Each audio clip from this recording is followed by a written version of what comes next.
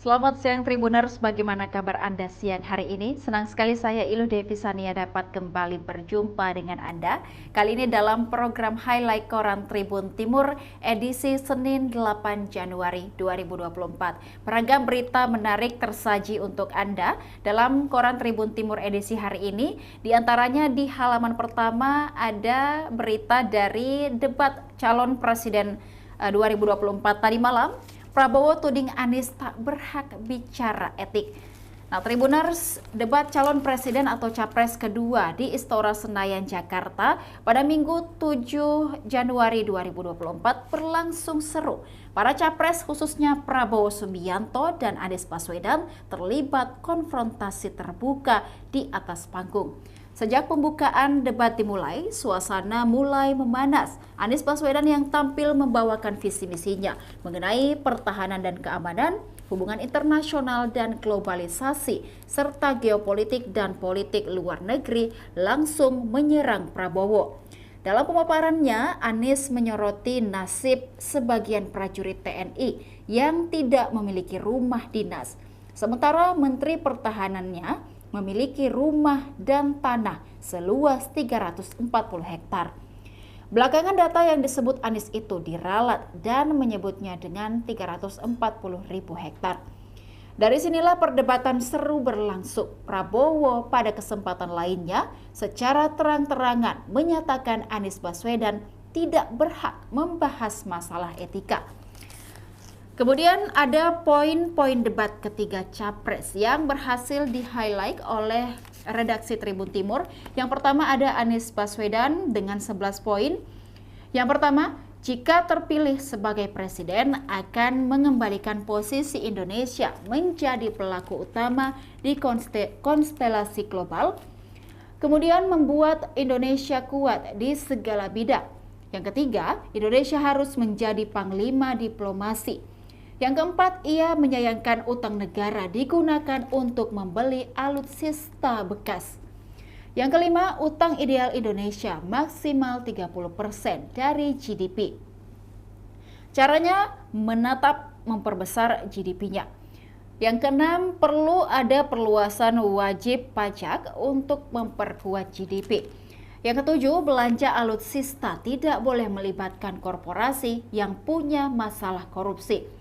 Yang kedelapan, Kemenhan mempunyai anggaran 700 triliun rupiah, namun tidak bisa digunakan untuk mengantisipasi serangan hacker. Yang kesembilan, setengah dari total prajurit TNI hingga kini belum mempunyai rumah dinas. Yang kesepuluh, ada kompromi atas standar etika Prabowo berjalan bersama cawapres pelanggar etika. Dan yang terakhir, kesejahteraan TNI dan Polri tetap tidak diperhatikan secara serius. Kemudian Prabowo Subianto berhasil mengungkapkan 10 poin yang juga kita highlight dalam koran ini. Yang pertama, ingin Indonesia kuat secara militer. Yang kedua, khawatir kekayaan Indonesia diambil negara lain dan terusir dari tanah airnya. Yang ketiga, Indonesia harus menjaga kekayaannya demi kemaslahatan rakyat. Yang keempat, Indonesia akan terus menjalankan politik luar negeri bebas aktif. Yang kelima, Indonesia menerapkan hubungan non-blok atau tidak memihak. Yang keenam, telah membentuk 4 fakultas baru di Universitas Pertahanan, yakni bidang sains, teknologi, engineering, dan matematika. Yang ketujuh, menyiapkan putra-putri kita terbaik untuk menguasai teknologi, sains, untuk menguasai AI dan cyber. Yang kedelapan, yakin Indonesia tak akan diintervensi negara lain gara-gara utang. Yang kesembilan, seorang pemimpin harus punya etika yang benar, jujur, dan harus cinta tanah air. Yang kesepuluh, berharap semua pihak bersatu terkait masalah pertahanan. Kemudian melangkah pada poin yang disampaikan oleh calon presiden Ganjar Pranowo. Yang pertama, politik luar negeri adalah alat untuk negosiasi terhadap dunia luar, tapi kepentingan nasional harus nomor satu. Yang kedua, perlu melakukan redefinisi terhadap politik luar negeri yang bebas aktif. Yang ketiga, komitmen dukung kemerdekaan Palestina. Yang keempat, untuk mengatasi tumpang tindih pada sektor keamanan harus dilakukan oleh pemimpin tertinggi, yaitu Presiden. Yang kelima, pengambilan keputusan di ASEAN sulit, berjanji akan melakukan revitalisasi ASEAN. Yang keenam, alutsista TNI AL perlu jadi prioritas. Yang ketujuh, kepentingan nasional kini adalah menciptakan lapangan kerja bagi masyarakat Indonesia. Yang kedelapan, perencanaan penguatan sistem pertahanan dinilai tidak kokoh karena kerap bergonta-ganti rencana. Yang kesembilan, akan membuatkan museum jika alutsista itu tidak digunakan. Yang kesepuluh, pentingnya pelibatan daerah dalam mengurus negara. Dan yang terakhir, apresiasi kepolisian karena selama 2023 hampir tidak ada kasus terorisme. Kemudian Tribuners, dari topik debat calon presiden pemilu 2024, kita beralih ke halaman 8. Mata lokal memilih, ada berebut lumbung suara Devi Bijak. Andi Caka jadi penantang serius. Nah, Tribuners, dari Kabupaten Luwu, kita mendapatkan informasi Luwu menjadi lumbung suara Muhammad Devi Bijak, politisi Partai Demokrat, pada pemilihan umum atau pemilu 2019 lalu. Nah, suara sangat melimpah hingga mencapai 40.000. Akibat suara tinggi ini, mantan honorer pemerintah Kota Makassar ini pun berhasil duduk di DPR RI. Nah, kemudian ia mengungguli mantan Bupati Luwu sekaligus anggota DPR RI, Bahrum Daido. Sekelas Ketua PKK Luwu sekaligus istri dari Basmin Matayang, Hayarna Hakim, tak mampu menandingi suara dari putra Syukur Bijak, mantan Wakil Bupati Luwu ini. Suara terbesarnya berada di Kecamatan Walendrang dan Lamasi atau Walmas. Namun, suara melimpah itu dulu. Kini penantang Devi Bijak pun berdatangan dari Luwu. Selain mantan bupati, ada juga ketua partai yang akan melawan peraih 45.790 pada pemilu 2019 lalu ini.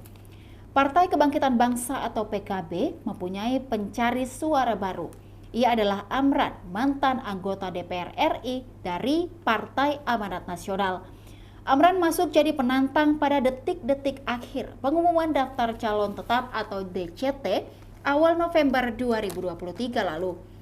Amran meraih 14.000 suara dari Luwu pada pemilu 2019 lalu. Tak hanya itu, Bupati 2 periode itu, Andi Musakar, juga menjadi penantang serius dari Luwu. Selama ini Andi Caka, sapaan akrabnya, sudah turun ke masyarakat untuk bersosialisasi. Bahkan beberapa masyarakat pun mendapati Andi Caka sosialisasi door to door di Luwu. Kemudian masih dari sekitaran Luwu, yaitu ada dari Kota Palopo. Tekanan atasan jadi penyebab ASN tak netral. Tribuners, Badan Pengawas Pemilu atau Bawaslu Palopo menyampaikan pelanggaran netralitas ASN saat dialog awal tahun 2024 eksklusif Liga Mahasiswa Nasional untuk Demokrasi di Warkop Kopi Galung, Kecamatan Mungkajang, Kota Palopo pada Jumat 5 Januari 2024 malam. Kegiatan ini mengusung tema menuntut netralitas penyelenggara pemilu, ASN, dan TNI Polri guna mewujudkan pemilu yang damai, jujur, dan adil. Acara ini dihadiri oleh Kasat Binmas AKP Samsyul, Komisioner Bawaslu Palopo, Asbudi Dwi Saputra, dan tim pemenangan Prabowo Gibran dan Anies Baswedan Muhaimin Iskandar. Dalam kesempatan ini, Koordinator Hukum Pencegahan Partisipasi Masyarakat dan Hubungan Masyarakat Bawaslu Palopo, Asbudi Dwi Saputra, menyampaikan bahwa netralitas sudah menjadi masalah klasik saat ini. Masalah netralitas saat ini adalah masalah yang klasik di skala nasional maupun daerah, kata Asbudi. Asbudi juga menyampaikan ada 4 hal yang menjadi pemicu tidak netralnya aparatur sipil negara atau ASN. Mentalitas hubungan kekeluargaan, tekanan dari atasan, dan juga lemahnya penerapan sanksi menjadi alasan tidak netralnya ASN, jelasnya. Ia juga mengungkap bahwa terdapat 11 pelanggaran netralitas ASN di Kota Palopo. Dalam skala nasional, Sulawesi Selatan menjadi provinsi keempat dengan pelanggaran netralitas tertinggi. Sementara Kota Palopo menjadi wilayah dengan pelanggaran netralitas ASN tertinggi di Provinsi Sulawesi Selatan. Kota Palopo menjadi wilayah di Sulsel dengan pelanggaran netralitas ASN terbanyak, yakni 11 pelanggaran tambahnya. Dalam kegiatan tersebut, Asbudi juga mengimbau partai politik agar tidak melibatkan ASN, TNI, atau Polri dalam kegiatan kampanye. Kemudian Tribuners, dari berita Mata Lokal Memilih, kita beralih ke halaman 16 di Tribun PSM. Di sini ada saatnya padati Stadion Batakan saat PSM Makassar versus Bali United dan PSM Makassar versus Persebaya. Tribuners, di sisaan putaran kedua ini, PSM Makassar akan bertanding di luar Pulau Sulawesi Selatan. Dampaknya Juku Eja diperkirakan tidak akan mendapatkan dukungan penuh dari supporter PSM dan juga secara maksimal dari supporter tidak akan memberikan dukungan secara maksimal karena tidak dapat bertandang semuanya ke lokasi pertandingan saat PSM nanti akan bermain. Nah, dukungan supporter setia sangat dibutuhkan oleh PSM Makassar untuk memberi semangat kepada para pemain saat bertanding. Supporter diibaratkan sebagai pemain ke-12 di dalam tim. Pada sisa pertandingan nanti, PSM Makassar akan menggunakan Stadion Batakan, Kalimantan Timur sebagai home base. PSM Makassar sendiri baru akan memulai pertandingan Liga 1 tahun 2024 pada Februari mendatang. Lawan yang akan dihadapi adalah Persita Tangerang pada Minggu 4 Februari 2024 mendatang. Laga tersebut juga sudah menjadi awal bagi PSM Makassar melakoni laga musafir di Stadion Batakan, sebab markasnya di Stadion Gelora B.J. Habibie Parepare bakal direnovasi. Setelah melawan Persita, PSM sudah ditunggu lawan kuat lainnya, yakni lawannya adalah Bali United dan Persebaya Surabaya, khusus di bulan Februari. Untuk mendukung PSM Makassar di Stadion Batakan, supporter kreatif PSM Makassar The Maxman menyiapkan tur akbar untuk dukung PSM Makassar. Supporter PSM Makassar The Maxman sudah menyiapkan rencana untuk melakukan perjalanan ke Batakan demi dukung tim tercinta. Tur sebagai bentuk dukungan kepada PSM Makassar, sekaligus menjadi ajang silaturahmi antara sesama The Maxman di Kalimantan Timur. Supporter begitu penting bagi penampilan Juku Eja. Juru taktik PSM Makassar Bernardo Tavares berkata, berkali-kali memberikan apresiasi kepada supporter.